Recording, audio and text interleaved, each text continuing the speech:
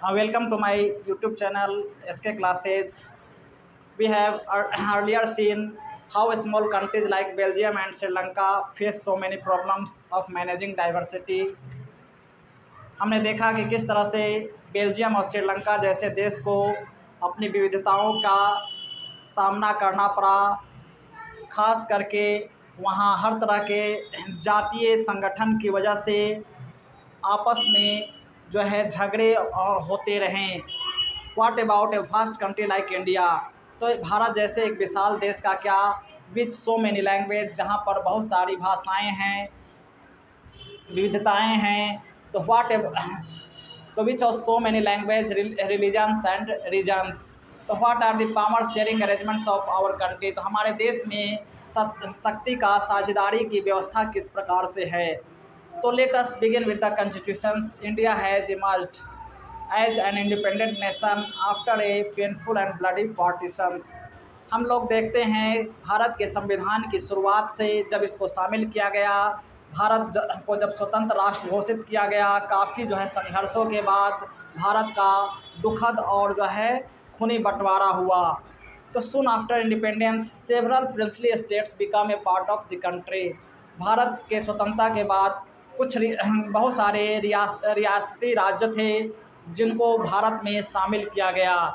तो constitutions declared India as a union of states. Bharat को संघों का राज्य घोषित किया गया संविधान के अनुसार. तो India union is based on the principle of federalism. तो भारत में भारतीय जो संघ था वह आधारित था संघवाद के सिद्धांत पर.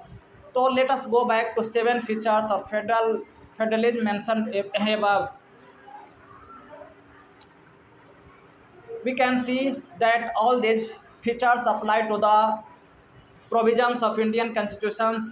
हम लोग देखते हैं कि जो भी गुण जो है प्रदान किए गए हैं, खास करके बताए गए हैं संघवाद का, वो क्या है?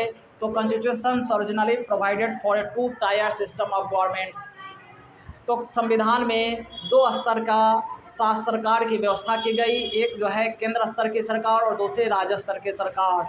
लेकिन बाद में इसमें एक तीसरे स्तर की सरकार को शामिल किया गया जो था पंचायत और म्यूनसिपालिटीज. तो यानी federations this different tiers enjoy separate jurisdictions. कह रहा है कि हर जो है और ये तीनों जो है फेडरेशन अपने अलग अलग जुडिकेशंस का पालन करते हैं. उनकी अपनी खुद की न्याय व्यवस्था है. The constitutions clearly provided A powers. और संविधान ने स्पष्ट तौर पर इनके शक्तियों का बंटवारा किया है, खास करके union government, state government. Thus it contains 3 list. और इस तरह से हमारे संविधान में 3 सूचियों को शामिल किया गया, union list, state list and concurrent list. तो यूनियन लिस्ट के अंतर्गत Union list includes subject of national importance such as defense of the country, foreign affairs, banking, communication and currency. इसके अंतर्गत वैसे विषयों को शामिल किया गया जिस पर केंद्र सरकार कानून बना सकती है. Whereas state list contains subject of state and local importance such as police, trade, commerce, agriculture and irrigation. तो राज्य सूची के अंतर्गत वैसे विषयों को शामिल किया गया जिसमें राज्य सरकार कानून बनाती है. उसी तरह समवर्ती सूची concurrent list include subject of common interest to both the union government as well as the state government. तो इनमें वैसे विषयों को शामिल किया गया जिसमें राज्य सरकार और के अलावा केंद्र सरकार भी कानून बना सकती है. Both the union as well as the state governments can make law on the subject mention in this list.